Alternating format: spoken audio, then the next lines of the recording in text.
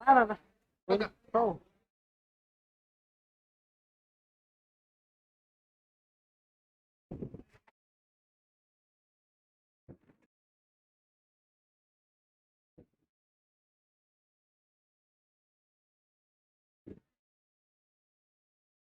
शायद अपन रायसिंह पढ़ रहे थे ना।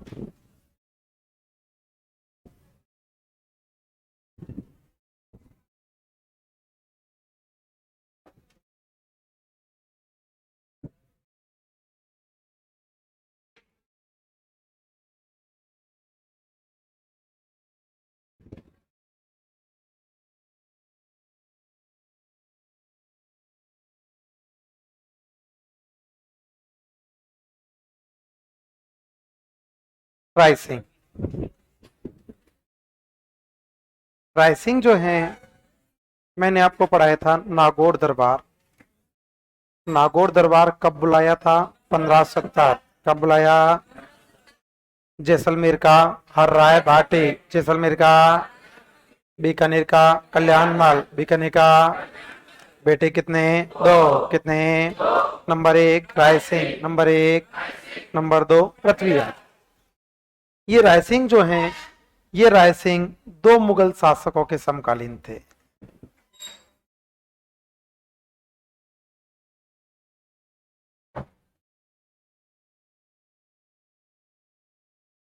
दो मुगल शासकों के समकालीन थे। नंबर एक था अकबर और नंबर दो था जहांगीर। कितने मुगल शासकों के समकालीन? दो। कितने? नंबर एक अकबर, नमस्ते खानू। नंबर दो जहांगीर। ये मैं पढ़ा गया था शायद आपको ना, जो पढ़ा गया था वो मैं आपको बता दिया ना। कौन कौन से अभियान हो गए? बेहतर हो गया ना? टट्टा हो गया? ठीक है, मैं बोल के बता देता हूँ एक बार। माइंसी रायसिंह को मुंशीदेव प्रसाद ने राजपूताने का कर्ण कहा था। मुंशीदेव प्रसाद जयपुर के रहने वाले थे। रायसिंह को जयसोम की कर्मचंद वंशोत्कीर्णम काव्यम में राजेंद्र कहा गया था। रायसिंह दो मुगल शासकों के समकालीन थे। मुगलों की सेवा में विशेष रूप से रहे थे। इन्हें मुगल साम्राज्य का स्तंभ कहते हैं। रायसिंह को आंसू कवि भी कहा जाता है। 1570 में अकबर के नागौर दरबार में अधीनता स्वीकार की थी। 1572 में इन्हें जोधपुर का सूबेदार बनाया था। 1573 में काठौली के युद्ध में इब्राहिम मिर्जा को मार दिया। हुसैन मिर्जा को अकबर की अधीनता स्वीकार करवाई। 1574 में ये राजा बना था। राजा बना था तो अकबर ने इसे महाराजा की उपाधि भेजी और मनसबदारी कितनी? 4000। 4000 का मनसबदार इसे बना दिया था। 1581 में मानसिंह के साथ काबुल अभियान के लिए गया था। 1583 में यह कांधार अभियान के लिए गया था। 1585 में बलूचिस्तान अभियान के लिए गया था। 1586 में लाहौर अभियान के लिए गया था। 1593 में थट्टा अभियान के लिए गया। थट्टा अभियान के दौरान बुरहान मुल्क को पराजित किया था। 1603 में अकबर ने इसे राय की उपाधि दी। बता दिया ये नहीं बताया। 1593 में थट्टा अभियान के लिए गया था। थट्टा सिंध में आता है। 1593 में रायसिंह थट्टा अभियान के लिए गया था और यहां का शासक हुआ करता था बुरहान मुल्क। थट्टा का शासक हुआ करता था बुरहान मुल्क और रायसिंह ने बुरहान मुल्क को पराजित किया। किसको पराजित किया? बुरहान मुल्क। किसको? कौन सा अभियान? थट्टा। कौन सा? कब हुआ? 1593। कब हुआ? थट्टा अभियान कब था? 1593 में। किसको पराजित किया? बुरहान मुल्क। किसको? 1603 में अकबर ने रायसिंह को राय की उपाधि दी थी। राय, राय का मतलब होता है विशेष रूप से जानकारी रखने वाला, शाब्दिक अर्थ होता है। जबकि राय श्रेष्ठ को कहा जाता है। जैसे राय बहादुर कई बार बोलते हैं तो मतलब महान बहादुर हुआ करता था। तो उपाधि कौन सी दी गई थी? राय। राजेश पूजा सभी को नमस्ते। राय की उपाधि कब दी थी? 1603। कब दी थी? थट्टा अभियान कब था? 95। 1595। किसके खिलाफ? बुरहान मुल्क। 93। किसके खिलाफ? बुरहान मुल्क। 3 में कौन सी उपाधि? राय। कौन सी? और 1605 में अकबर की मृत्यु हो गई। 1605 में जब अकबर की मृत्यु हुई थी तो राजा कौन बना? जहांगीर। राजा बना था जहांगीर। जी अच्छा, अब राय राय बहादुर राय सिंह, इसी प्रकार से बोला जाता था इसको, राय राय सिंह। 1605 में अकबर जब मर गया था, तो अकबर के बाद शासक बना था जहांगीर। जहांगीर जब राजा बना था तो जहांगीर ने के खिलाफ में उसके बेटे ने विद्रोह कर दिया था। बेटे का नाम था खुसरो। एक तो खुर्रम भी उसका बेटा था, दूसरे बेटे ने विद्रोह किया था खुसरो। और खुसरो ने आगरा में विद्रोह कर दिया था। खुसरो ने आगरा में जब विद्रोह किया था तो मैंने आपको बताया होगा कि अकबर का सबसे विश्वास पात्र कौन था? मान सिंह। और जहांगीर का कौन था? राय सिंह। जहांगीर मान सिंह को पसंद नहीं करता था। उसका एक कारण यह भी हुआ करता था कि जहांगीर की खिलाफत करता था कौन? खुसरो। और खुसरो भगवंत दास की बेटी मानवाई का बेटा हुआ करता था। मानवाई का बेटा था। और मानसिंह जो है इस खुसरो के पक्ष में रहा करता था। मानसिंह जहांगीर के खिलाफ विद्रोह करता था, खुसरो जहांगीर के खिलाफ विद्रोह करता था और मानसिंह खुसरो के पक्ष में रहा करता था, इसलिए भी वो उसको विश्वास नहीं करता था। अब खुसरो ने विद्रोह किया था आगरा में, तो अब जहांगीर ने खुसरो के विद्रोह को दबाने के लिए भेजा था राय सिंह को कि राय सिंह जा और जाकर के खुसरो के विद्रोह का दमन कर। राय सिंह चला गया। राय सिंह चला गया। आगरा में इनकी मुलाकात एक ज्योतिषी से हुई थी और ज्योतिषी ने राय सिंह को कहा था कि राय सिंह, ये जहांगीर है ना, ये तुझे मारना चाहता है। ज्योतिषी ने कहा था कि ये जहांगीर तुझे राय सिंह जो है ना, राय सिंह, ये जहांगीर जो है ना, ये तुझे मारना चाहता है। ये नहीं चाहता कि तू आगे बढ़े, ये नहीं चाहता था कि तेरा साम्राज्य विकसित हो, ये तुझे मारना चाहता है। अरे मारना नहीं चाहता था तो ये खुद भी तो आ सकता था, लेकिन ये खुद नहीं आया, ये तेरे को मारना चाहता है। राय सिंह के उस ज्योतिषी की बात बैठ गई कि सही बोल रहा है यार, पंडित सही बोल रहा है। और ये राय सिंह आगरा तो गया, लेकिन आगरा में खुसरो के विद्रोह को दबा के नहीं आया। आगरा तो गया, विद्रोह का दमन करने के लिए तो गया था, लेकिन विद्रोह का दमन करके नहीं आया। जब दमन करके नहीं आया तो ये बात जहांगीर को पसंद नहीं आई। जहांगीर ने देखा कि आप पे विश्वास करके भेजा, आप विद्रोह का दमन करके नहीं आए थे, और राय सिंह को भेज दिया गया था दक्षिण भारत। जहांगीर ने राय सिंह को दक्षिण भारत भेजा था, और दक्षिण भारत से जब वापस लौट रहा था तो एक स्थान है बुरहानपुर, एमपी में आता है ऐसे तो ये स्थान हुआ करता है बुरहानपुर। बुरहानपुर एमपी में है, और 1600 बुरहानपुर में राय सिंह की मृत्यु हो गई। राय सिंह की मृत्यु कहां पे हुई थी? बुरहानपुर। आमेर का इतिहास पढ़ेंगे, जो आमेर का एक राजा पढ़ेंगे, मिर्जा राजा जयसिंह। मिर्जा राजा जयसिंह जो है वो तो है जयसिंह फर्स्ट, और सवाई जयसिंह जो है वो है जयसिंह सेकंड। मिर्जा राजा जयसिंह फर्स्ट है, सवाई जयसिंह द्वितीय है। बुरहानपुर में मिर्जा राजा जयसिंह की भी मृत्यु हुई थी। मिर्जा राजा जयसिंह की मृत्यु भी कहां पे हुई थी? बुरहानपुर। और सवाई राय सिंह की मृत्यु भी कहां पे हुई थी? बुरहानपुर। कब हुई थी? 1612। कब हुई थी? जहांगीर ने कहा भेज दिया? दक्षिण भारत। कहां भेजा था? मृत्यु कहां पे हुई? बुरहानपुर। कहां हुई थी? कब हुई थी? 1612। कब हुई थी? 1612 में राय सिंह की मृत्यु हो गई। ये राय सिंह खुद भी बहुत बड़ा विद्वान हुआ करता था।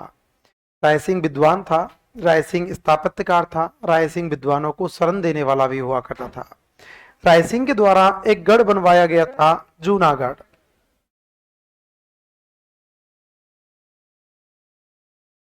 अभी सिर्फ जूनागढ़ के बारे में आपको ऐतिहासिक घटनाएं बता रहा हूं, इसकी स्थापत्य कला के बारे में कल्चर की घटनाएं कल्चर के साथ पढ़ेंगे।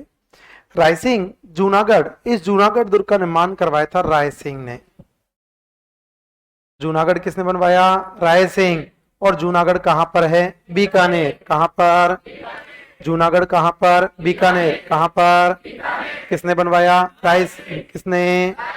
राय सिंह ने जूनागढ़ दुर्ग का निर्माण करवाया था।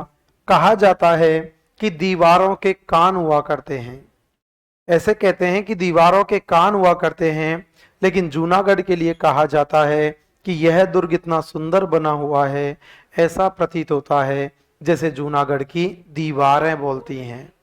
इस कारण से जूनागढ़ दुर्ग को जमीन का जेवर कहा जाता है। जमीन का जेवर कौन सा? जूनागढ़। कौन सा? और ये जूनागढ़ दुर्ग बनवाया गया था करमचंद की देखरेख में। पवार नहीं है ये, पवार तो किसका था? राणा सांगा। किसकी देखरेख में? करमचंद। किसकी? जब मैंने आपको मेवाड़ का इतिहास पढ़ाया होगा तब पढ़ाया होगा मेवाड़ का तीसरा साका। तीसरे साके के समय राजा कौन था? उदय सिंह। कौन था? कहाँ चले गए? गोगुंदा। कहाँ गए? नेतृत्व किसको? जयमल पत्ता। नेतृत्व किसको? साथ में कौन? कल्लाजी राठौड़। साथ में कौन? अकबर ने जयमल पत्ता की गजारूढ़ मूर्ति कहां पर? आगरा। कहां पर? राजस्थान में। जूनागढ़। किसने लगवाई? राय सिंह। बता दिया मैंने आपको। जूनागढ़ के में जयमल और पत्ता की मूर्तियां हुआ करती हैं जो राय सिंह ने लगवाई थी। इस जूनागढ़ दुर्ग के अंदर जूनागढ़ प्रशस्ति भी है, जिसे रायसिंह प्रशस्ति के नाम से भी जाना जाता है। जूनागढ़ प्रशस्ति, जिसे रायसिंह प्रशस्ति कहा जाता है, और ये जूनागढ़ प्रशस्ति जिस व्यक्ति के द्वारा लगाई गई थी उसका नाम था जयिता। किसने लगवाई थी? जयिता। किसने? जूनागढ़ में कौन सा प्रशस्ति? जूनागढ़ प्रशस्ति। कौन सा? या रायसिंह प्रशस्ति। किसने लगवाई थी? जयिता। किसने? ये महाराजा राय सिंह बहुत बड़े विद्वान व्यक्ति थे। इनके द्वारा एक पुस्तक लिखी गई थी, पहली पुस्तक थी राय सिंह महोत्सव। पहली पुस्तक कौन सी थी? राय सिंह महोत्सव। पहली कौन सी? पहली पुस्तक हुआ करती थी राय सिंह महोत्सव। दूसरी हुआ करती थी वैदिक वंशावली।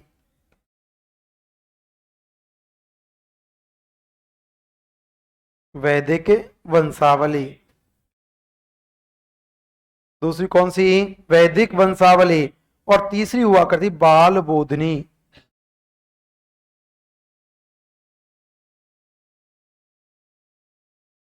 तीसरी कौन सी? बाल बोधनी। कौन सी? रचना कितनी? 3। कितनी? नंबर 1 रायसिंह महोत्सव, नंबर 1। नंबर 2 वैदिक वंशावली, नंबर 2। नंबर 3 बाल बोधनी, नंबर 3। रचना कितनी? 3। कितनी? Number 1। Number 1। Number 2। Number 2। Number 3 बाल बोधनी, नंबर 3। विचार आ रहा होगा सर हमने एक और पढ़ी है ज्योतिष रत्नमाला। ज्योतिष रत्नमाला श्रीपति की हुआ करती है, जिस श्रीपति की ज्योतिष रत्नमाला पर राय सिंह ने टीका लिखी थी। अब बात आती है टीका क्या हुआ करती है? किसी भी पुस्तक का सारांश। जैसे आपने रामायण देखी होगी, अर्थ सहित रामायण, श्री रामचरितमानस। रामायण तो बहुत कम मिलती है, रामचरितमानस मिलती है। फिर कई जगह पर आपने देखा होगा अपना दादा एक गुटका रखता है ना, वो छोटे अक्षर हो जाते हैं, चौपाई यही चौपाई रह जाती है, उस प्रकार से वो एक टीका हुआ करती है।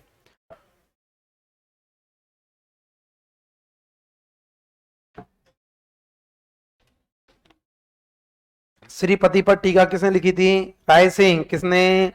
रचना कितनी? 3। कितनी? नंबर 1 राय सिंह महोत्सव, नंबर 1। नंबर 2 वैदिक वंशावली, नंबर 2। नंबर 3 बाल बोधनी, नंबर 3। रचना कितनी? 3। इन राय सिंह के दरबार में एक विद्वान रहता था जयसोम। राय सिंह का दरबारी कौन था? जयसोम। जयसोम की पुस्तक हुआ करती थी कर्मचंद वंशोत्कीर्णम।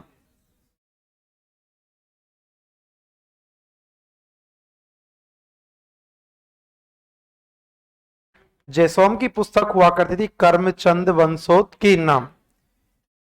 जयसोम की पुस्तक कौन सी? कर्मचंद वंशोत्कीर्णम। इस कर्मचंद वंशोत्कीर्णम में राय सिंह को क्या कहा? राजेंद्र। और लूणकरण की तुलना किससे की थी? कर्ण से। तो जयसोम किसका दरबारी विद्वान था? राय सिंह। किसका? राय सिंह के 2 बेटे जोरावर सिंह और गज सिंह, लेकिन वो घटना बाद में बताऊंगा। पहले एक बार इनके भाई के बारे में भी पढ़ लेते हैं, पृथ्वीराज राठौड़, क्योंकि पृथ्वीराज राठौड़ से भी क्वेश्चन पूछा जाता है। राय सिंह के ही एक भाई हुआ करते थे पृथ्वीराज राठौड़। हाँ वही है, वही है।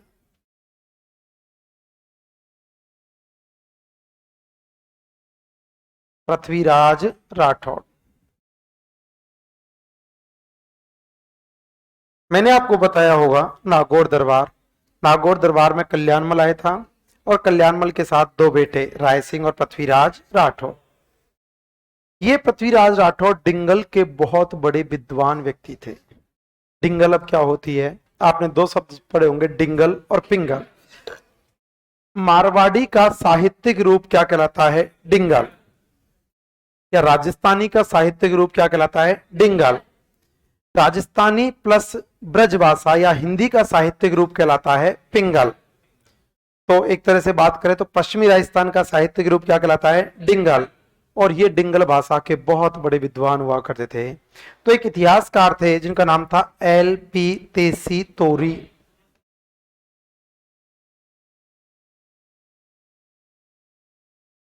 L.P. तेसी तोरी। L.P. तेसी तोरी ने इन पृथ्वीराज राठौड़ को डिंगल का हेरोस कहा था।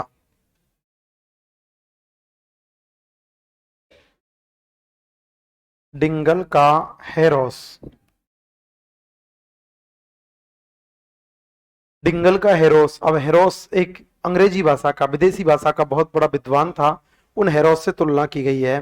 तो डिंगल का हेरोस किसको कहा गया, पृथ्वीराज राठौड़। किसको, किसने कहा, L.P. तेसी तोरी। किसने कहा, L.P. तेसी तोरी ने पृथ्वीराज राठौड़ को डिंगल का हेरोस कहकर संबोधित किया था।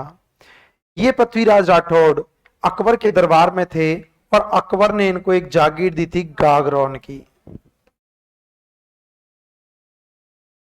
अकबर ने कहां की जागीर दी थी, गागरौन। कहां की, और इसी गागरौन में बैठकर, गागरौन दुर्ग में बैठकर पृथ्वीराज राठौड़ ने ग्रंथ लिखा था बेली किशन रुक्मणिरी ख्यात। ये भगवान का भी बहुत बड़ा भक्त हुआ करता था। बेली किशन रुक्मणिरी ख्यात।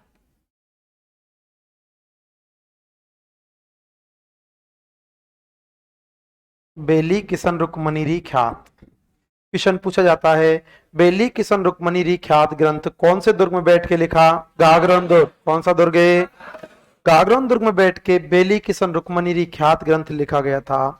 इस बेली किशन रुक्मणिरी ख्यात के दो पात्र हैं, एक तो है पाथल और दूसरा है पीथल। बेली किशन रुक्मणिरी ख्यात के कितने पात्र हैं, दो। कितने, नंबर एक पाथल, नंबर एक, नंबर दो पीथल, नंबर दो। इसमें पाथल कहा गया है महाराणा प्रताप को। पाथल किसको कहा, महाराणा प्रताप। जबकि पीथल स्वयं पृथ्वीराज राठौड़ ने अपने आप को संबोधित किया है। पीथल पृथ्वीराज राठौड़।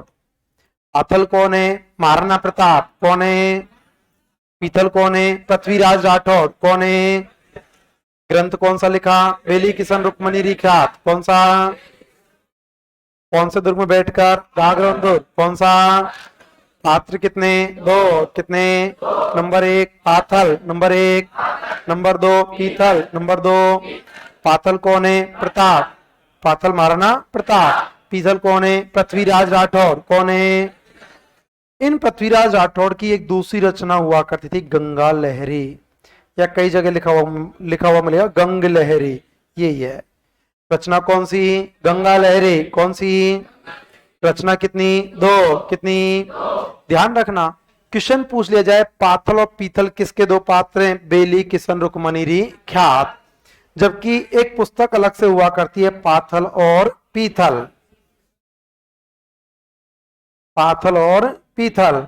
और पाथल और पीथल के लेखक है कन्हैयालाल सेठिया।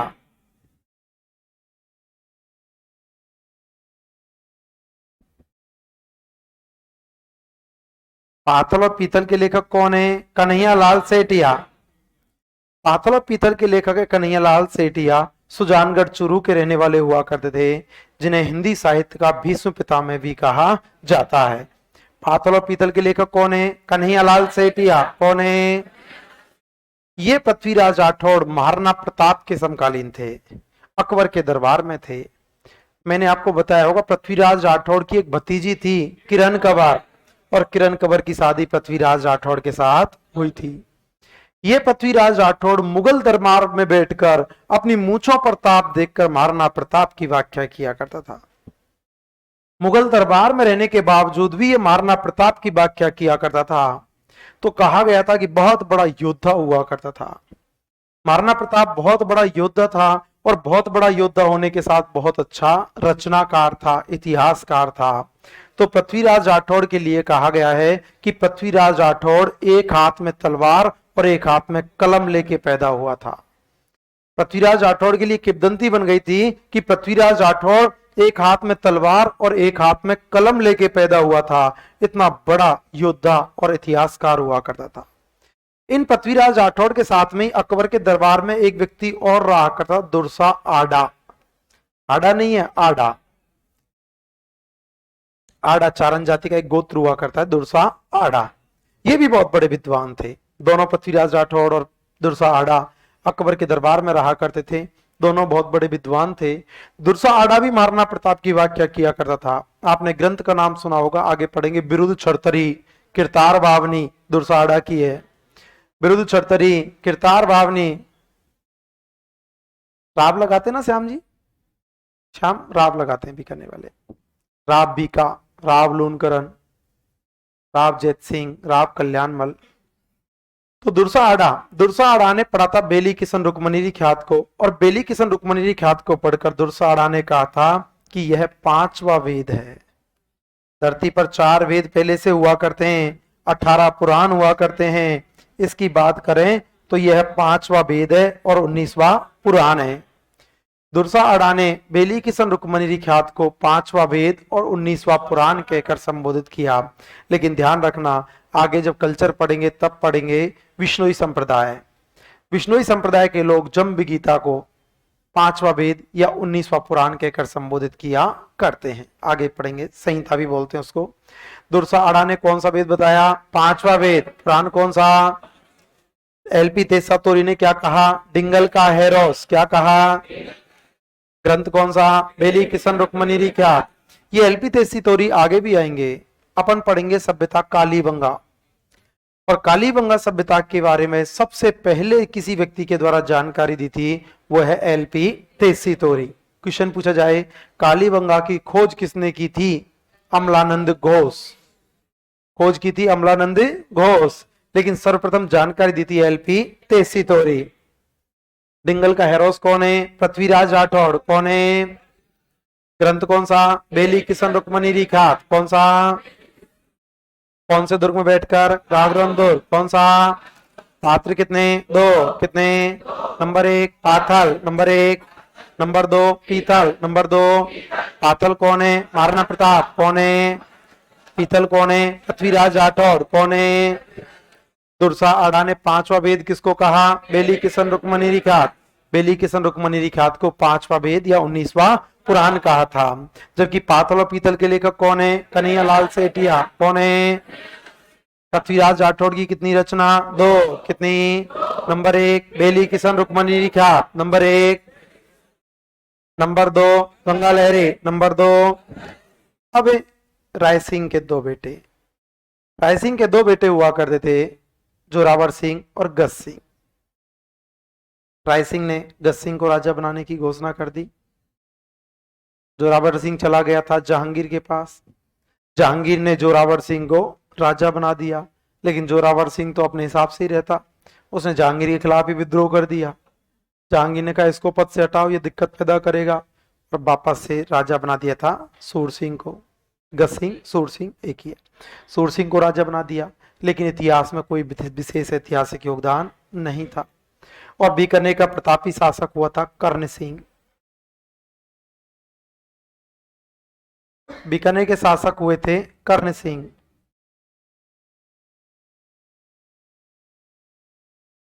कर्ण सिंह, इन कर्ण सिंह की एक उपाधि हुआ करती है जांगलधर बादशाह।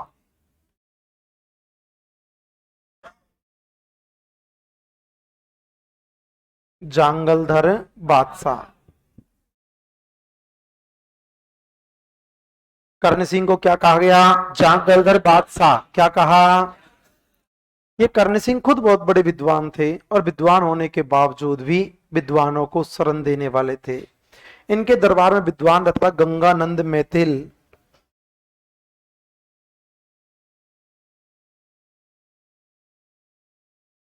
गंगानंद मैथिल, जिनकी पुस्तक थी काव्य डाकनी।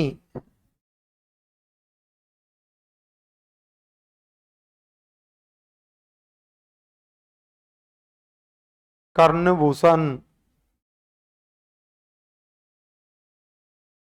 गंगानंद मैथिल की कौन सी थी? काव्य डाकनी। नंबर 1 कौन सी? काव्य डाकनी। नंबर 2 कर्णभूषण। नंबर 2 दूसरे हुआ करते होसिंग भट्ट।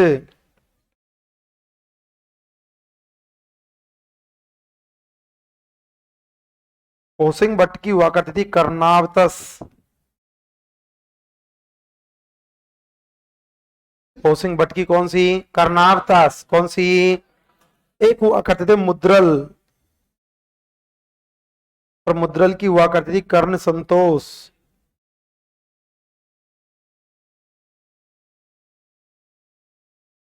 दरबार में कितने विद्वान थे? 3। कितने? Number 1 Gangananda Maithil. Number 1। Number 2 Hosing Bhatt. Number 2। Number 3 Mudral. Number 3। Number 1 Gangananda Maithil. Number 1। Number 2 Hosing Bhatt. Number 2। Number 3। Number 3 विद्वान कितने? 3। कितने? Number 1 Gangananda Maithil. Number 1। Number 2। Number 2। Number 3। Number 3 Gangananda Maithil की कितनी? 2। कितनी? Number 1 Kavya Dakini. Number 1। Number 2 Karnabhushan. Number 2 Hosing Bhatt की कर्णावतास। होसिंग भट्ट की मुद्रल की कर्ण संतोष। मुद्रल की उपाधि कौन सी? जांगलदर बादशाह। उपाधि कौन सी? शाहजहां के बेटे कितने? 4। कितने? नंबर 1 दारा। नंबर 1। नंबर 2 सुजा। नंबर 2। नंबर 3 मुराद। नंबर 3। नंबर 4। नंबर 4 उपाधि कौन सी? जांगलदर बादशाह। उपाधि कौन सी? इन कर्ण सिंह के समकालीन बीकानेर का शासक था अमर सिंह। नागौर का। नागौर का शासक कौन था? अमर सिंह। अमर सिंह राठौड़। नागौर का कौन था? अमर सिंह। कर्ण सिंह और अमर सिंह दोनों की दोनों लड़ मरे। काई के लिए? मतीरे के लिए। काई परसों बात चली थी ना, काई के लिए? मतीरे के लिए। मतीरा निकला तो बीकानेर में था, बेल थी नागौर में। अब दोनों की दोनों बोलते हैं कि ये हमारा, और वो बोलते हैं ये हमारा है, और दोनों की दोनों आपस में जुड़ बैठे। दोनों की दोनों लड़ मरे थे, दोनों के बीच में राड़ हुई थी, मतीरे की राड़।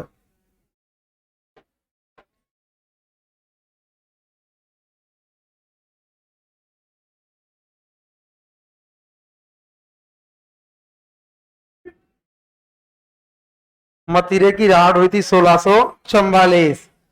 मतीरे की राड़ कब हुई थी? 1644। कब हुई थी?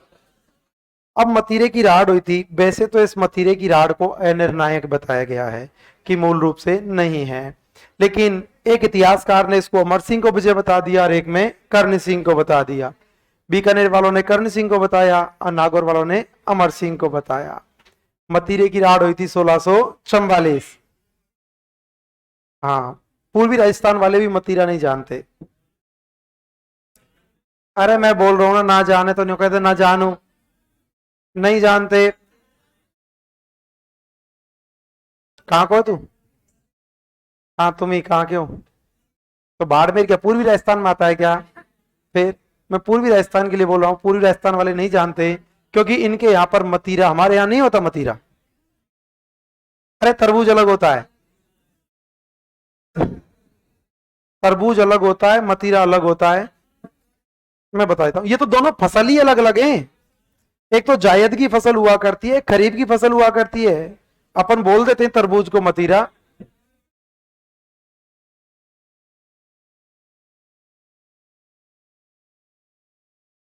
बाकी ये दोनों फसल ही अलग अलग हैं। मतीरा तो देखोगे ना, फोड़ोगे तो अंदर से ब्राउन कलर का होता है, मतलब उसका कलर ही नहीं होता। उसको देख के तो एक बार तो ऐसा फीलिंग आता है, कुछ समझ रहे हैं, वही वाला फीलिंग आता है उसको देख के, क्योंकि है ना। और तरबूज तो एकदम लाल होता है, एकदम लाल निकलता है। मतीरा जैसे पूर्वी राजस्थान वालों में आपको बताऊं ना, तो एक तरह से ऐसा आता है ऊपर से देखने में, जैसे आपके वहां एक चकई आती है ना, चकई, चकई जैसा गोल हुआ करता है, वो एकदम गोल हुआ करता है, चक्री जिसको बोलते हैं, चकई जैसा गोल हुआ करता है। बाकी तरबूज, तरबूज तो उबारो हो, लंबो उबारो, है ना, गोल और लंबो हो जो तरबूज हो, है ना, ये दोनों अलग अलग फसल हुआ करती हैं। तो मतीरे के लिए दोनों लड़ने लगे थे। इस मतीरे की राड की जानकारी एक पुस्तक में मिलती है, काशीनाथ छंगानी की पुस्तक हुआ करती है, छत्रपति रासो।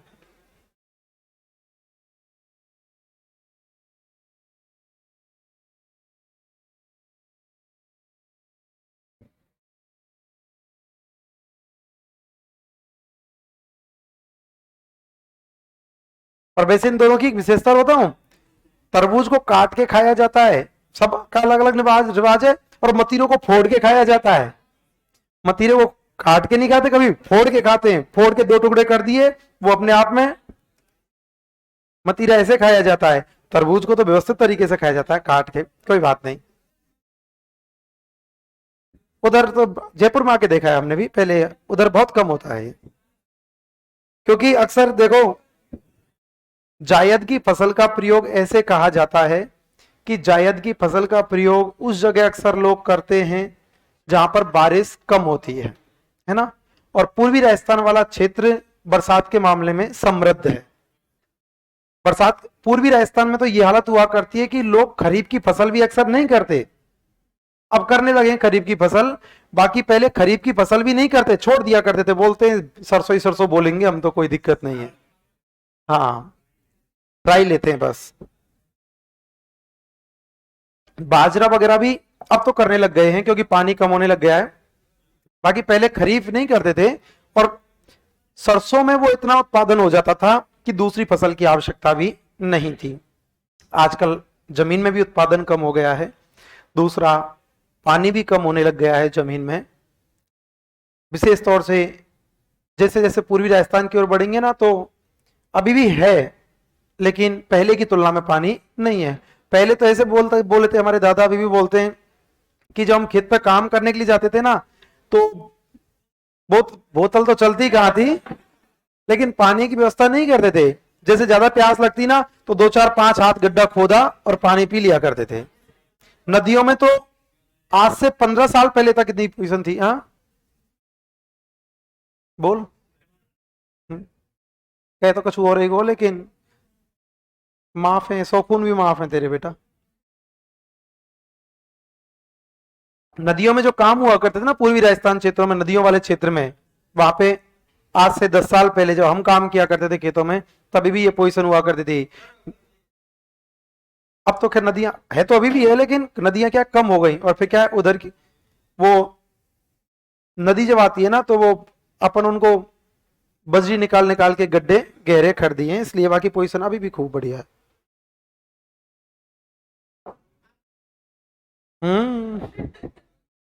मतीरे की राड़ कब हुई थी? 1644। कब हुई थी? पुस्तक कौन सी? छत्रपति रासो। काशीनाथ छंगानी आदमी है, पुस्तक नहीं है। पुस्तक कौन सी? छत्रपति रासो। पुस्तक कौन सी? किसकी है? काशीनाथ छंगानी। किसकी है? काशीनाथ छंगानी की पुस्तक हुआ करती थी छत्रपति रासो। मैं भी शाहजहां के 4 बेटे, पहले घर बता चुका हूं, ये घटना लिखूंगा नहीं, मौके की बता रहा हूं। शाहजहां के 4 बेटे, दारा, शुजा, मुराद, औरंगजेब। क्या हुआ? तबीयत खराब है? 4 बेटे थे शाहजहां के, दारा, शुजा, मुराद, औरंगजेब। राजा बनाना चाहता था दारा को, बनना चाहता था औरंगजेब। दोनों की दोनों लड़ने लगे, युद्ध हुआ था धर्मत का युद्ध 1658। फिर लड़ने लगे, युद्ध हुआ दोहराई का युद्ध 1659।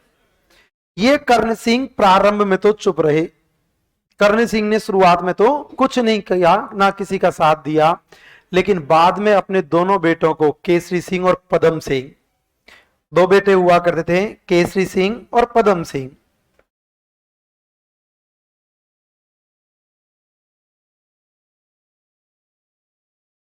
केसरी सिंह और पदम सिंह। और बाद में केसरी सिंह और पदम सिंह दोनों की दोनों को औरंगजेब के पास भेजा था, मतलब औरंगजेब की सहायता करने के लिए भेजा था। शुरुआत में तो कहीं शब्द मिलेगा आपको तटस्थ, तटस्थ शब्द का प्रयोग मिलेगा कि धर्मत और दोहराई के युद्ध में प्रारंभिक समय पर वह शासक कौन था जो तटस्थ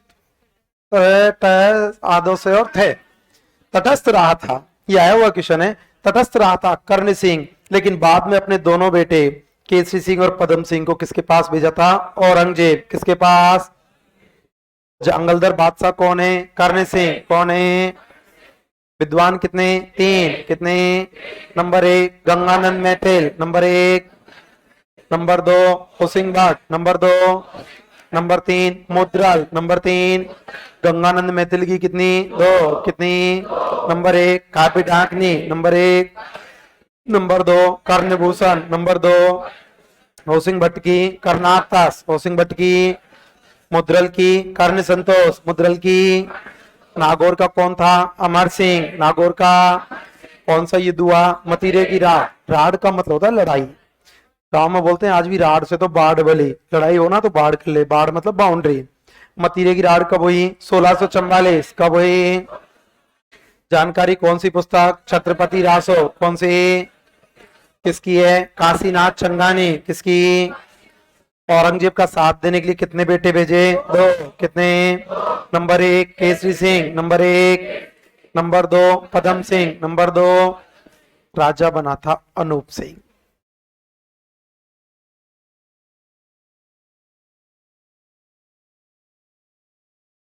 राजा अनूप सिंह बने थे, और अनूप सिंह जब शासक बने थे तो ये अनूप सिंह औरंगजेब के राजनीतिक सलाहकार हुआ करते थे। आजा तेरी जगह पे। औरंगजेब के राजनीतिक सलाहकार कौन थे? अनूप सिंह। कौन थे? अनूप सिंह औरंगजेब के राजनीतिक सलाहकार थे, लेकिन औरंगजेब जो था वो कट्टर मुस्लिम शासक था। औरंगजेब कट्टर मुस्लिम शासक था। मैंने आपको महाराणा राज सिंह के समय पर बताया होगा कि औरंगजेब ने मंदिर तुड़वाए थे। औरंगजेब ने मंदिर तुड़वाए थे, राज सिंह ने मंदिर बनवाए थे। ये औरंगजेब का पर्सनली सलाहकार रहे थे अनूप सिंह। लेकिन जब अनूप सिंह ने बीकानेर के अजीत सिंह को राजा बनाने की बात की थी ना, देखो आदमी को खुद के विवेक से काम करना चाहिए। अपन किसी से भी सीख सकते हैं। अपन क्या होता है कि कई बार अपन में गंदी आदत होती है कि अपन छोटे वाले की कदर नहीं करते। छोटे वाले से भी अपन सीख सकते हैं, बड़े से भी सीख सकते हैं, औरंगजेब से सीख सकते हैं, राणा सांगा, महाराणा प्रताप, उनसे तो बहुत कुछ सीखना है।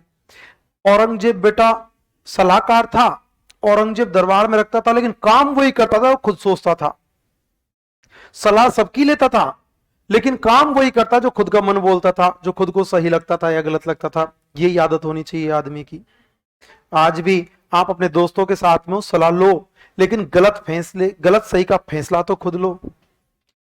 दोस्तों के साथ में सलाह लो, कोई दिक्कत नहीं है, लेकिन गलत सही का फैसला खुद लो कि मुझे क्या करना है क्या नहीं करना। अनूप सिंह बीकानेर के थे। अनूप सिंह, औरंगजेब किसको मारना चाहता था? अजीत सिंह। अरे मारना चाहता क्या? अजीत सिंह को मारना चाहता था। अजीत सिंह को राजा नहीं बनने दिया। अनूप सिंह ने औरंगजेब को सलाह दी थी कि साहब आप अजीत सिंह को राजा बना दो। मैंने एक एक घटना को 20-20 बार सुना दिया होगा तुमको। अब तो वो ऐसे खून में रम गई होगी कि हाँ ये हो गया, हाँ ये हो गया, हाँ ये हो गया। इतिहास ऐसे लगने लग गया होगा कि इतिहास भी कोई सब्जेक्ट है क्या, यूं ही चलता है ये दो। अजीत सिंह को मारना चाहता था। औरंगजेब ने सलाह दी थी औरंगजेब को कि साहब आप अजीत सिंह को राजा बना दो, आप अजीत सिंह को राजा बना दो। सलाहकार होने के बावजूद भी औरंगजेब ने बात को नहीं माना, अजीत सिंह को राजा नहीं बनने दिया। सलाहकार था फिर भी राजा नहीं बनने दिया। औरंगजेब कट्टर विरोधी, हिंदू विरोधी शासक था। हिंदू मंदिर तोड़वाना उसका परम उद्देश्य हुआ करता था, तो अनूप सिंह ने भी बोल दिया। दूसरी बात कि औरंगजेब जो था संगीत में बहुत ज्यादा कटुता रखता था। संगीत में ही मतलब इतना रूखा बोल सकते हैं ना, वो सबसे ज्यादा रूखा औरंगजेब। संगीत कोई नहीं करेगा, महफिल कोई नहीं लगाएगा, 4 आदमी एक साथ नहीं बैठेंगे, अरे यार मरेंगे क्या यार। संगीत में बहुत ज्यादा, तो संगीत में बहुत ज्यादा स्टिक था। तो उसके दरबार में अब सपोज कीजिएगा, जैसे मैं बात करता हूं आजकल बेरोजगारी बहुत बढ़ गई है। पहले कोई कारीगर हुआ करते थे या मजदूर हुआ करते, मेहनत करते थे। अब मेहनत की, सपोज करो हमारे गांव में कोई मेहनत करने वाला आदमी मजदूरी कर रहा है और काम चला रहा है अपना, तब भी आप कोई गांव में एक आदमी जेसीबी ले आया, जेसीबी खरीद लाया, तो बताओ मजदूर आदमी तो बेरोजगार हुए या नहीं हुए? हो गए। मजदूरी आ गई, मजदूरी आ गई तो बेरोजगार हो गए। अब वो तो कहीं तो जाएंगे। तो औरंगजेब ने संगीत पर रोक लगा दी और बहुत बड़े संगीतकार थे जिनका नाम था आनंद राम। बहुत बड़े संगीतकार हुआ करते थे, बहुत बड़े विद्वान भी हुआ करते थे। भावभट्ट, भावभट्ट बहुत बड़ा विद्वान हुआ करता था, संगीत में बहुत निपुण हुआ करता भावभट्ट। अब भावभट्ट करे क्या, रोक लगा दी गई, तो अनूप सिंह ने कहा आ जाओ मेरे यहाँ जाओ, कोई दिक्कत नहीं है। और भावभट्ट अनूप सिंह के पास आया, और अनूप सिंह के पास आके अनूप सिंह के दरबार में रहकर अनेक रचनाएं लिखी थी। अनूप संस्कृत विवेक, अनूप विवेक रत्नाकर, रचनाएं लिख दी थी। क्या करता बेचारा, कहीं तो उसको धंधा पानी चाहिए था, तो वो धंधा पानी करने के लिए आ गया। अब अनूप सिंह औरंगजेब कट्टर विरोधी, अनूप सिंह ने कहा कोई बात नहीं, ये जो कुछ करे ना बुरा, आप मेरे पास आ जाना। नंबर एक का विरोधी तो औरंगजेब क्या था कि औरंगजेब ने हिंदू मंदिरों को तोड़वाना शुरू किया, हिंदू मंदिरों को तोड़वाना शुरू किया। अनूप सिंह ने कहा कि यदि औरंगजेब मंदिर तोड़े, मूर्ति लेकर बीकानेर आ जाना। यदि औरंगजेब मंदिर तोड़े तो मूर्ति लेकर बीकानेर आ जाना। अब मंदिर तोड़ना इसने शुरू किया, गए लोग मूर्ति लेकर कहां पहुंचे, बीकानेर। ये मूर्ति गई ये कहां पर, बीकानेर। ये मूर्ति गई ये कहां पर, बीकानेर। बहुत सारी मूर्तियां पहुंच गई। अब अनूप सिंह किस किस का मंदिर बनवाए, अनूप सिंह ने लगाओ एक साथ सबको, और उसमें तो सबकी मूर्तियां हो गई। अब उसका नाम क्या दे, नाम पड़ गया 33 करोड़ देवी देवताओं का मंदिर।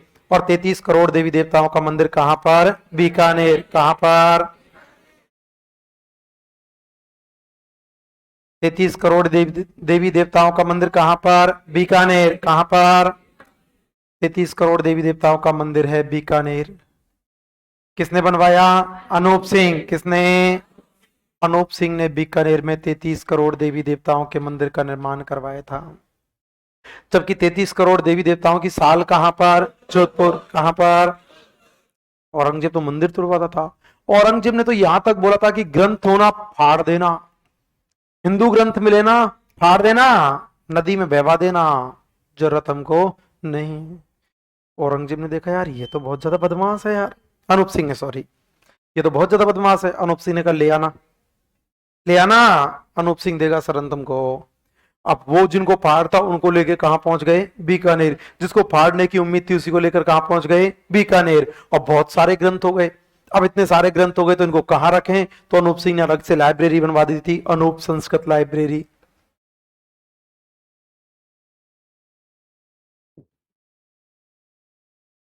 अनूप संस्कृत लाइब्रेरी, अनूप संस्कृत लाइब्रेरी कहां पर है, बीकानेर। कहां पर, औरंगजेब का सलाहकार कौन था, अनूप सिंह। कौन था, 33 करोड़ देवी देवताओं का मंदिर कहां पर, बीकानेर। कहां पर, अनूप संस्कृत लाइब्रेरी कहां पर, बीकानेर। कहां पर। खुद बहुत बड़ा विद्वान था अनूप सिंह, बहुत बड़ा विद्वान हुआ करता था। विद्वान होने के बावजूद भी देखो, आदमी को खुद की लैंग्वेज की तो आदत होती है, और देखो खुद की लैंग्वेज की प्राथमिकता इंसान को देनी भी चाहिए, क्योंकि मातृभाषा और जन्मभूमि ये कभी छोड़ी नहीं जाती, कभी नहीं छोड़ते। आजकल तो फिर भी प्रचलन चल गया है, मातृभाषा भी नहीं बोलते हैं और जन्मभूमि भी छोड़ दी जाती है। तुम चाहे देखो तैयारी करने आए हो, लेकिन तुम्हारे मन में अब एक दिवाली का वो एक्साइटमेंट शुरू हो गया। मैं तो मेरी बोल रहा हूं, मैं तो कल भी शाम को लेकर भाई साहब को फोन किया, मैंने कार आ गए काई को, छुट्टी पुट्टी को तेरे पढ़ाई में जीना लगेगा। वो ऐसे बोले कि तेरे पढ़ाई पढ़ाई में जी तो ना लगे, तो धूम चाहिए। मैंने कि मैं गांव जाऊंगा, क्या ना जाओगे, मैंने कल जाऊंगा है, तो क्या फिर छुट्टी, मैंने तुम बालिकन की कर दो छुट्टी, क्यों परेशान करो बच्चा ने, कि यार छुट्टी, वैसे उनका कहना सही है, इस बार छुट्टी बहुत रहेंगी यार, है ना, ये महीना लगभग छुट्टियों में निकल जाएगा पूरा ही। अब ये दिवाली आ जाएगी, फिर वो चुनावी दौर आ जाएगा, और क्या आ जाएगी, देवउठनी, ये रजिस्ट्री हरी दिखे, वैसे देवउठनी, सीधा बैठ सीधा बैठ, तू वो जीप के ड्राइवर किस नहीं हो, टेढ़ो बोकलो सो क्यों है रोए, सीधा बैठ। तो मैंने कि मैं तो जाऊंगा, हाँ दिवाली में यही मनाऊंगा, लेकिन गांव कल शाम को क्लास क्लासों को फ्री करके गांव दिवाली के दिन ही आऊंगा। हाँ मम्मी पापा यहीं रहते हैं, लेकिन मैं तो जाऊंगा गांव यार, गांव में ना तो इस टाइम पे तो सारे सारे घर वाले गांव पहुंच गए, बराबर सारे भाई गांव है, हम यहाँ पे हैं, ऐसे मतलब क्या है, तो गांव तो कल शाम को हाँ, अच्छा न्यू करो, काल करे सो आज कर, आज का है। नहीं नहीं नहीं, तुम्हारी तो बेटा वो छुट्टी बराबर है पूरी 10 तारीख से। तुम्हारी क्लास चलेगी, लेग्राम भाई साहब लेंगे आपकी क्लास, बराबर क्लास चलेगी। ज्योग्राफी क्लास चलेगी तुम्हारी, तो बराबर क्लास होंगी। तुम्हारी छुट्टी नहीं है। हाँ, जो भी चलेगी वो चलेगी, तुम्हारी चलेगी। तुम्हारी जिंदगी नरक है, मेरी नहीं है। अनूप संस्कृत लाइब्रेरी, और अनूप संस्कृत लाइब्रेरी का निर्माण किसने करवाया? अनूप सिंह। किसने? ये समय है। मैं तुम कौशल सर का जो फैसला है ना, ये बहुत अच्छा है कि छुट्टियां लेट करना। लेकिन इसमें बस इतना ही ध्यान रखना, आप जहां जाओ ना वहां के लिए रिजर्वेशन करवा लेना आप, है ना, क्योंकि उस समय भीड़ इतनी रहती है कि पहुंचना मुश्किल होता है। ये फैसला अच्छा क्यों है? क्योंकि अभी तो अपन 2-4 दिन फिर भी रुक जाएंगे जाने से, लेकिन गांव पहुंच गए ना फिर नाम है। गांव पहुंच गए ना तो जब तक नाम है, जब तक सारी तो मिठाई ना बीत जाए, और जब तक सब परिवार वाले नहीं चले जाएं, जब तक अपन नहीं आएंगे। और फिर भी लास्ट में पता का है, तुम एक थैली में बर्फी बांध लाओगे। गामन में तो एक ही मिठाई ज्यादा फेमस है, बर्फी। बर्फी बना मैं माँ बाप रहे हो, माँ एक बर्फी। और तुम जब जयपुर आ जाओगे उसके बाद भी तुम्हारी पोजीशन पता है क्या रहेगी? मम्मी तो माँ ही होती है, थैली भर के बांधेगी। तुम यहाँ पे भाई एक परात में खड़ा लोगे, खड़ा लो मतलब निकाल दोगे, परात में निकाल दोगे। तुम कमरा पे जब पहुंचे इतने तक गए, रोटी तो बनाओगे ही नहीं। इतने गए 2 पीस फिर खा लें, फिर बित्ते गए फिर 2 पीस फिर खा लिए। और जब तक वो नहीं बेतेगी तब तक रोटी काम नहीं। फिर लास्ट में खरखन खजूरों से बच जाएगा। फिर बाऊ नो हला हला और ऊपर पे ले बाऊ की पक्की मारेंगे। तो ये आदत हुआ करती है, और ये लाइफ जिंदगी में दोबारा आपको नहीं मिलेगी। और विशेष तौर से लड़के तो और भी बदमाश। इन लड़कों की जिंदगी बताऊं कैसी है? इनकी कमरे की जिंदगी है ना, ये तुमको जितने साफ सुथरे यहां दिख रहे हैं, इनकी असली औकात देनी है इनके कमरे पे चले जाना कि कैसे हुआ करते हैं। तो आइएगा। अब बोले गुरुजी अब आगे मत बता। अनूप संस्कृत लाइब्रेरी, अनूप संस्कृत लाइब्रेरी कहां पर है? बीकानेर। कहां पर? बीकानेर। अनूप सिंह खुद भी बहुत बड़े विद्वान हुआ करते थे। अब मातृभाषा को आदमी कभी भी नहीं छोड़ता। ये डिंगल में ही लिखा करते थे। इनके दरबार में एक व्यक्ति था, इसका नाम था आनंद राम। व्यक्ति कौन था? आनंद राम। और आनंद राम ने भगवत गीता का, गीता जो हुआ करती है, भगवत गीता का डिंगल में अनुवाद किया था। भगवत गीता का डिंगल के गद्य पद दोनों रूपों में अनुवाद किया गया था। तो डिंगल का भगवत गीता का डिंगल में अनुवाद किसने किया? आनंद राम। किसने? किसके समय पर? अनूप सिंह। किसके समय पर? भगवत गीता का 25 कहानियां हुआ करती हैं जिनका नाम है बेताल 25। बेताल 25, 25 कहानियां हुआ करती हैं, नाम पड़ गया बेताल 25। और बेताल 25 का डिंगल में अनुवाद किया गया था किसके काल में? अनूप सिंह। बेताल 25 का मतीरे की फोटो है क्या सर? नेट पे मिल जाएगी, विकास देखना ना। बेताल 25 का डिंगल में अनुवाद किसके काल में हुआ था? अनूप सिंह। किसके काल में? 33 करोड़ देवी देवताओं का मंदिर कहां पर? बीकानेर। कहां पर? अनूप संस्कृत लाइब्रेरी कहां पर? बीकानेर। कहां पर? औरंगजेब का राजनीतिक सलाहकार कौन था? अनूप सिंह। कौन था? भगवत गीता का डिंगल में अनुवाद किसने किया? किसने? किसके काल में? अनूप सिंह। किसके काल में? बेताल 25 की कहानियों का डिंगल में अनुवाद किसके काल में? अनूप सिंह। किसके? जब अपन राजस्थानी चित्रकला पढ़ेंगे तब पढ़ेंगे। बीकानेर शैली, बीकानेर शैली का जो स्वर्ण काल है, स्वर्ण काल बोले तो जिसके काल में सर्वाधिक विकास हुआ उसे कहा जाता है स्वर्ण काल। और बीकानेर शैली का सर्वाधिक विकास हुआ था अनूप सिंह के काल में। तो अनूप सिंह के शासनकाल को बीकानेर शैली का स्वर्ण काल कहा जाता है।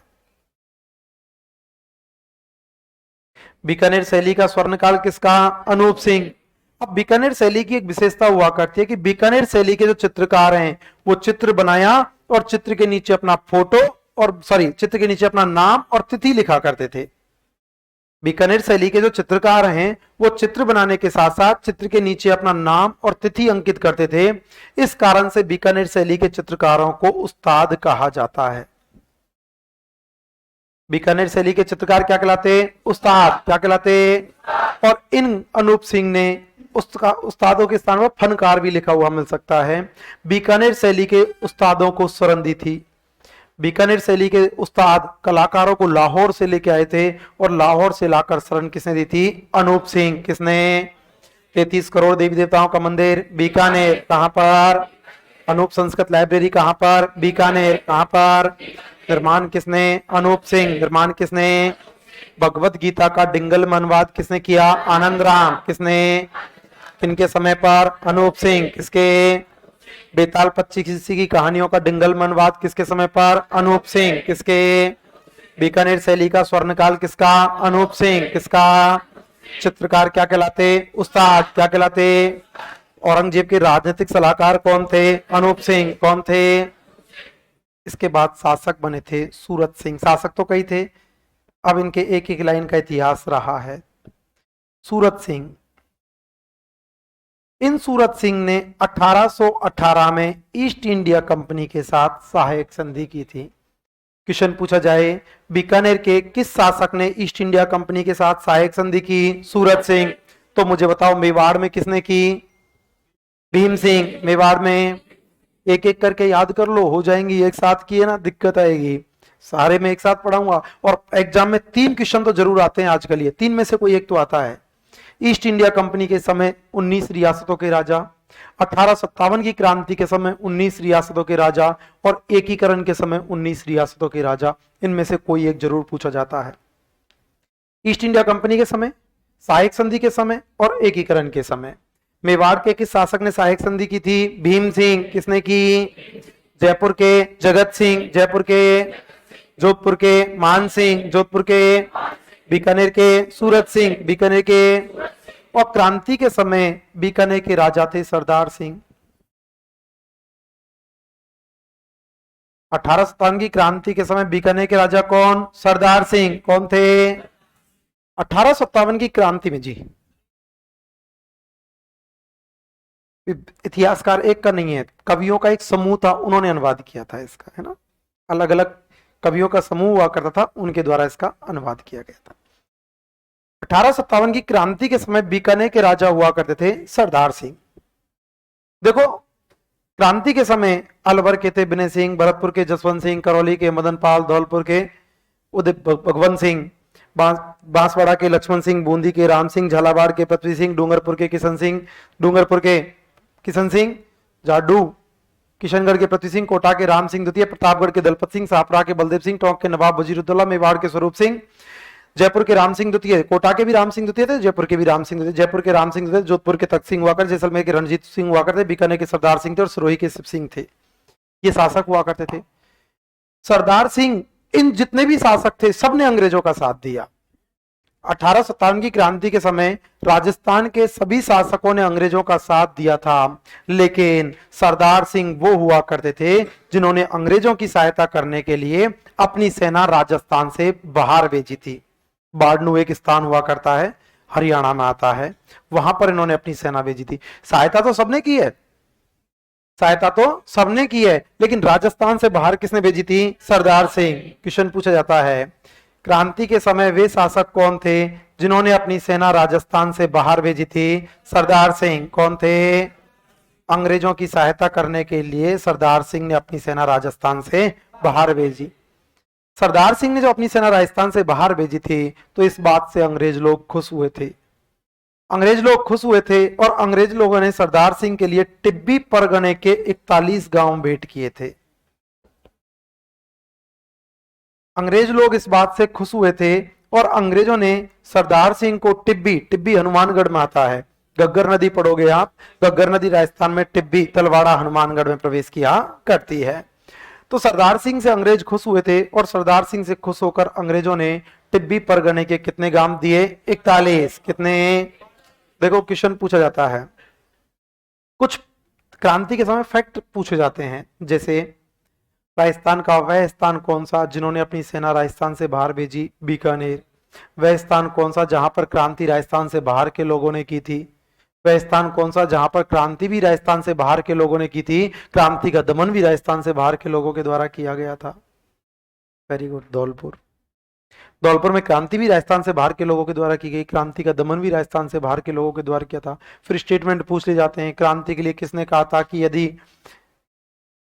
क्रांतिकारियों का अधिकार अजमेर पर हो जाता तो राजा भी हमारा साथ नहीं देते। पूछा जाता है कि किसने कहा था कि अंग्रेजों ने तूफान में राजाओं के लिए कि राजाओं ने तूफान में तरंग अवरोध का कार्य किया था वरनी हमारी कश्ती डूब जाती। तो बहुत सारे स्टेटमेंट एग्जाम में पूछे जाते हैं, पढ़ेंगे अपन। तो कितने गांव दिए थे? 41। कितने? टिब्बी परगने के 41 गांव भेंट किए गए थे। इसके बाद एक शासक बने थे जिनका नाम था गंगा सिंह।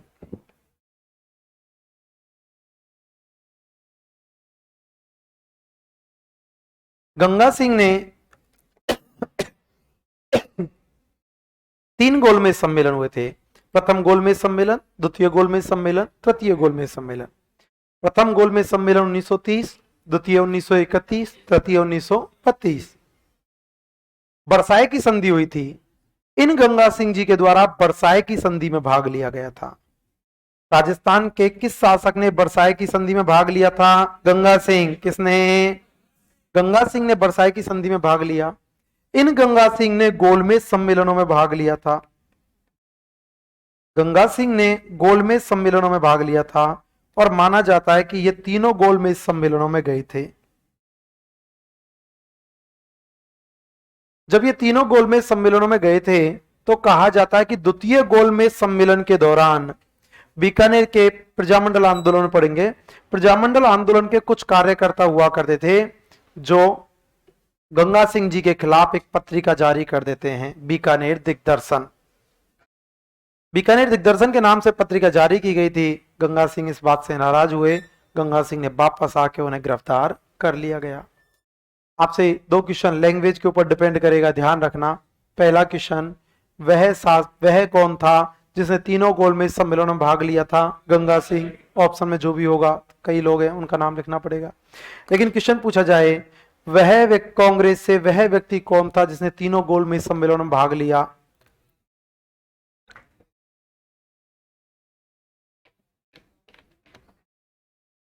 राहुल गांधी, डॉक्टर भीमराव अंबेडकर। डॉक्टर भीमराव अंबेडकर वो व्यक्ति हुआ करते थे जिन्होंने तीनों गोलमेज सम्मेलनों में भाग लिए थे। द्वितीय गोलमेज सम्मेलन में गांधी जी ने भी भाग लिया था लेकिन वो वापस आ गए थे।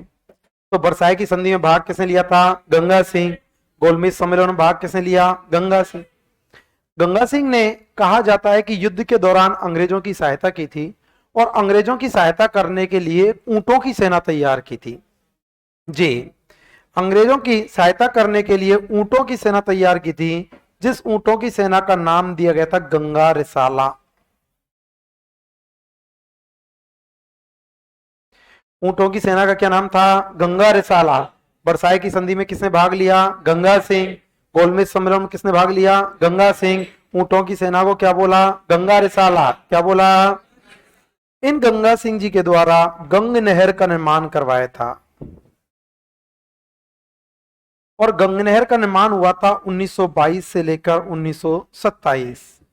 इसकी योजना कंवर सेन ने बनाई थी, ज्योग्राफी वाले सर बताएंगे। इस कारण से इसका नाम कंवर सेन लिफ्ट परियोजना के नाम से भी बन रहे हैं। कोई नहीं, गंग नहर कौन लेके आया? गंगा सिंह। कौन लाया? कब से कब तक? 1922 से 27। कब से कब तक? और यह राजस्थान की पहली नहर परियोजना थी। राजस्थान की पहली नहर परियोजना कौन सी? गंग नहर। भारत में गंगा नदी लेके आया था भागीरथ, राजस्थान में गंग नहर लेके आया था गंगा सिंह। इसलिए गंगा सिंह को राजस्थान का भागीरथ भी कहा जाता है। राजस्थान का भागीरथ कौन है? गंगा सिंह। क्या आप मुझे बता सकते हो कि सितार ए हिंद की उपाधि किसकी थी? सितार ए हिंद। तो क्या आप मुझे बता सकते हो केसर ए हिंद की उपाधि किसकी थी? इन्होंने आपको बोल दिया, आपने मुझे बोल दिया। महात्मा गांधी की थी वहां पे। गंगा सिंह। गंगा सिंह को केसर ए हिंद के नाम से भी जाना जाता है, जबकि सितार ए हिंद की उपाधि हुआ करती थी क्रांति के समय जयपुर के राजा थे राम सिंह द्वितीय, और राम सिंह द्वितीय को अंग्रेजों ने उपाधि दी थी सितार ए हिंद। राजस्थान का भागीरथ कौन है? गंगा सिंह। कौन है? बरसाए की संधि में किसने भाग लिया? गंगा सिंह। किसने? गोलमेज सम्मेलन में किसने भाग लिया? गंगा सिंह। ऊंटों की सेना गंगा रिसाला, ऊंटों की सेना गंग नहर कौन लेके आया? गंगा सिंह। कौन लाया? कब से कब तक? 1922 से 27। कब से कब तक? राजस्थान का भागीरथ कौन है? गंगा सिंह। कौन है? आगे अपन पढ़ेंगे नरेंद्र मंडल।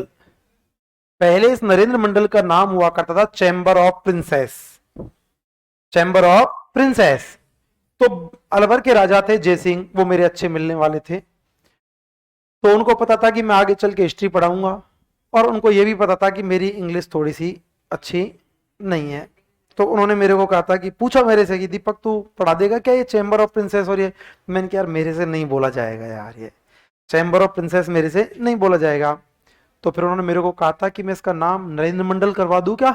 और मेरी मजा आ जाए, फिर कोई दिक्कत नहीं आएगी, तुम इसका नाम नरेंद्र मंडल करवा दो और सोने वालों का मर्डर कर दिया जाए। और अलवर के जयसिंह की सलाह पर इस चैम्बर ऑफ प्रिंसेस का नाम बदल के कर दिया था नरेंद्र मंडल। और चैम्बर ऑफ प्रिंसेस का नाम बदल के नरेंद्र मंडल किया गया था, जिसके पहले चांसलर कौन थे? गंगा सिंह। कौन थे? नरेंद्र मंडल के पहले चांसलर गंगा सिंह हुआ करते थे। बरसाए की संधि में किसने भाग लिया? गंगा सिंह। गोलमेज सम्मेलन में ऊंटों की सेना गंगा रिसाला, ऊंटों की सेना। कई लोगों के को याद था कि नरेंद्र मंडल के पहले चांसलर गंगा सिंह थे, और वो मनी मन सोचे नरेंद्र मंडल तो बताया ही ना है अभी तक, नरेंद्र मंडल तो बताया ही नहीं है अभी तक, आ जाएगा सब कुछ। ऊंटों की सेना को क्या बोला था? गंगा रिसाला। क्या बोला था? गंग नहर कब से कब तक? 22 से 27।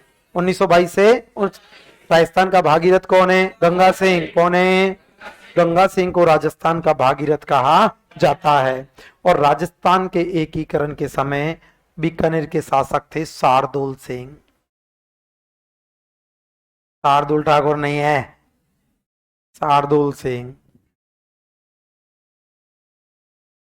राजस्थान के एकीकरण के समय बीकानेर के राजा कौन? शार्दुल सिंह। ये शार्दुल सिंह ने बीकानेर में शार्दुल स्पोर्ट्स स्कूल की स्थापना की थी। शार्दुल खेल विद्यालय, Shardul sports school. Shardul sports school कहां पर? बीकानेर। कहां पर? स्थापना किसने की? शार्दुल सिंह। और यह राजस्थान का पहला खेल विद्यालय है। ध्यान रखना, क्वेश्चन पूछा जाए राजस्थान का पहला खेल विद्यालय बीकानेर में, जबकि राजस्थान का खेल विश्वविद्यालय झुंझुनू में। खेल विश्वविद्यालय कहां पर? झुंझुनू। और खेल विद्यालय कहां पर? बीकानेर। कहां पर? शार्दुल स्पोर्ट्स स्कूल की स्थापना किसने की? शार्दुल सिंह। किसने की? राजस्थान के एकीकरण के समय बीकानेर के राजा शार्दुल सिंह। कौन थे? राय की उपाधि कब दी गई थी? 1603। कब दी थी? किसको दी थी? राय सिंह। किसको? किसने दी? अकबर। किसने दी? किसने दी? जहांगीर ने किसके विद्रोह को दबाने के लिए भेजा? खुसरो। किसको? कहां पर? आगरा। कहां पर? विद्रोह को दबाकर आए थे क्या? आए थे क्या? कहां भेज दिया? दक्षिण भारत। कहां भेजा? मृत्यु कहां पर? बुरहानपुर। कहां पर? कब हुई थी? 1612। कब हुई थी?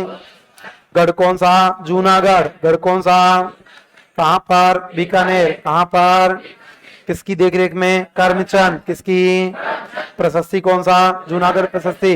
क्या बोलते? राय सिंह प्रशस्ति। क्या बोलते? किसने लगवाया? जयता। किसने? रचना कितनी? 3। कितनी? नंबर 1 राय सिंह महोत्सव। नंबर 1। नंबर 2 बाल। नंबर 2। नंबर 3 बाल बोधनी। नंबर 3 दरबारी विद्वान जयसोम। कौन था? पुस्तक कौन सी? करमचंद वंशोत की नाम। कौन सी?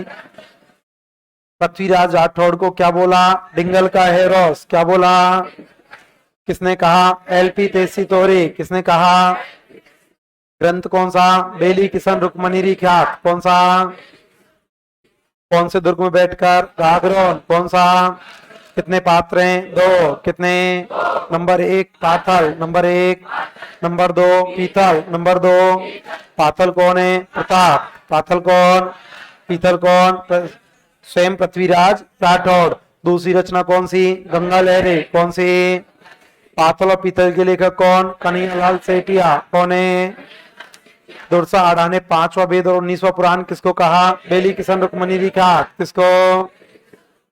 कर्ण सिंह की कौन सी उपाधि? जांगलदर बादशाह। कौन सी? विद्वान कितने? 3। कितने? Number 1 Gangananda Maithil. Number 1। Number 2 Hosing Bhatt. Number 2। Number 3 Mudral. Number 3 Gangananda Maithil की कितनी? 2। कितनी? Number 1 Kavya Dakini. Number 1। Number 2 Karnabhushan. Number 2 Hosing Bhatt की कर्णार्थस। होसिंग भट्ट की मुद्रल की कर्ण संतोष। मुद्रल की बीकानेर नागौर का कौन था? अमर सिंह। कौन था? क्या हुई थी? मतिरे की रात क्या हुई थी? कब हुई थी? 1644। कब हुई थी? जानकारी कौन सी पुस्तक? छत्रपति रासो। कौन सी? किसकी है? काशीनाथ चंगानी। किसकी? औरंगजेब का साथ देने के लिए कितने भेजे? 2। कितने? Number 1 Kesari Singh. Number 1। Number 2 Padam Singh. Number 2 33 crore देवी देवताओं का मंदिर कहाँ पर? बीकानेर। कहाँ पर? अनूप संस्कृत लाइब्रेरी कहाँ पर? बीकानेर। कहाँ पर? औरंगजेब के राजनीतिक सलाहकार कौन थे? कौन थे? दरबार में कौन था? आनंद राम। कौन था? भगवत गीता का डिंगल अनुवाद किसने किया? किसने किया? बेताल पच्चीसी का डिंगल अनुवाद किसके काल में? किसके काल में? बीकानेर शैली का स्वर्ण काल किसका काल है? अनूप सिंह। किसका काल है? ईस्ट इंडिया कंपनी के साथ सहायक संधि किसने की? किसने की? अंग्रेजों की सहायता करने के लिए अपनी सेना राजस्थान से बाहर किसने भेजी? कितने परगने? कितने गांव दिए? 41। कितने? कहाँ के? टिब्बी। कहाँ के? बरसाए की संधि में भाग किसने लिया? किसने लिया? गोलमेज सम्मेलन में भाग किसने लिया? किसने? ऊंटों की सेना का क्या नाम दिया? गंगा रिसाला। क्या नाम दिया? गंगा नहर कौन लाया? गंगा सिंह। कौन लाया? कब से कब तक? कब से कब तक? राजस्थान का भागीरथ कौन है? शार्दुल सिंह नहीं, गंगा सिंह। राजस्थान का भागीरथ। राजस्थान के एकीकरण के समय बीकानेर के राजा कौन थे? शार्दुल स्पोर्ट्स स्कूल कहाँ पर? बीकानेर। कहाँ पर? फटाफट बोलना शुरू कीजिएगा। अकबर ने राय की उपाधि किसको दी थी? किसको? कब दी थी? 1603। कब दी थी? कब दी थी? अकबर की मृत्यु कब हुई थी? 1605। कब हुई थी? जहांगीर ने कहा भेजा? आगरा। कहाँ भेजा? किसके विद्रोह को दबाने के लिए? किसको दबा के आया? क्या आया? क्या कहाँ भेज दिया? दक्षिण भारत। कहाँ भेजा? मृत्यु कहाँ हुई थी? बुरहानपुर। कहाँ हुई थी? कब हुई थी? 1612। कब हुई थी? जूनागढ़। कहाँ पर? कहाँ पर? किसकी देखरेख में? करमचंद। किसकी? किसकी मूर्ति? किसकी? जयमल भत्ता। किसकी? प्रशस्ति कौन सा? राय सिंह प्रशस्ति। कौन सा? किसकी देखरेख में? जयता। किसकी? किसने लगवाया? जयता। विद्वान कितने? 3। कितने? एक था जयसोम। वो मतलब इशारा कर दिया 3 तो 3 3 तो पुस्तकें थी इसकी। विद्वान कितने? 1। कितने?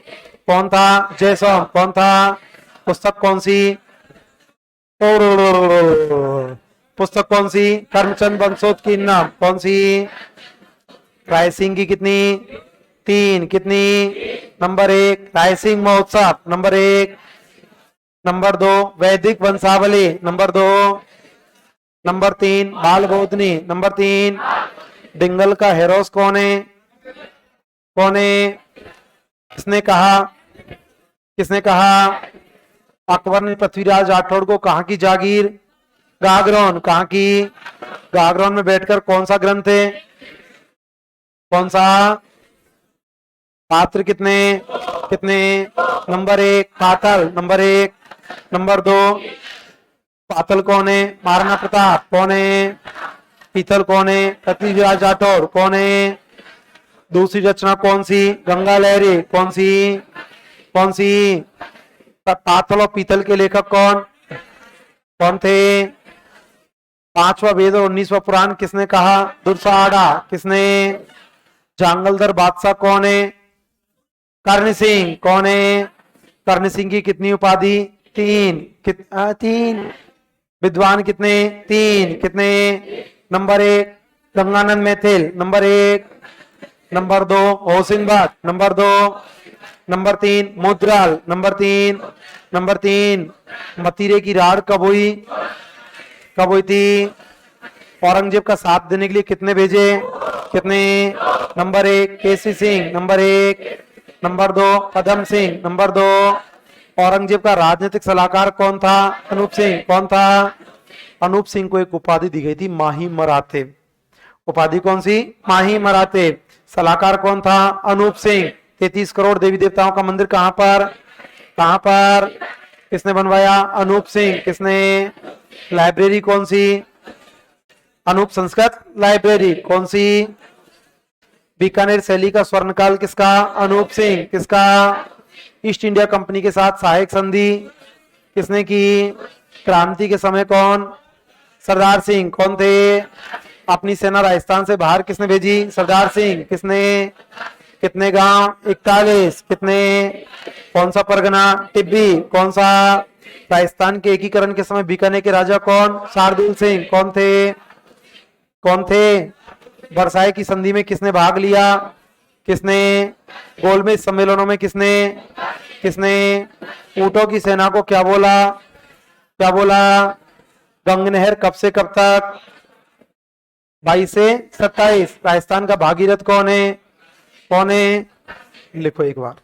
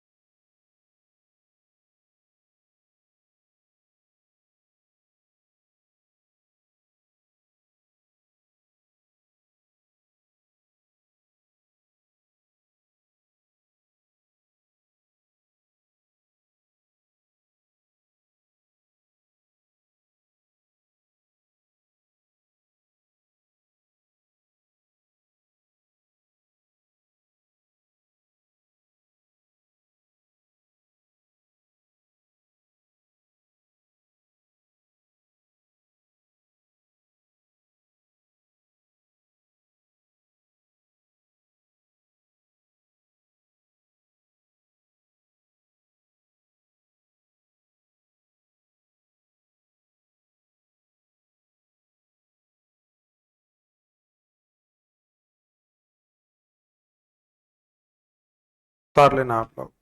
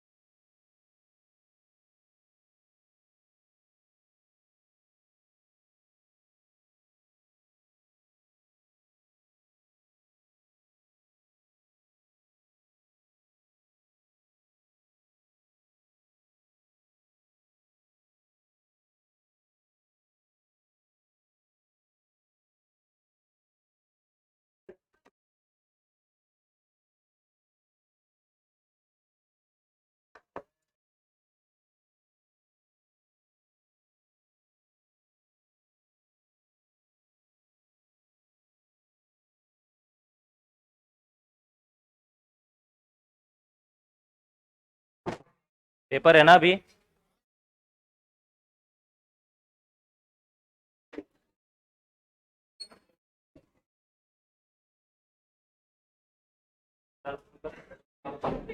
पेपर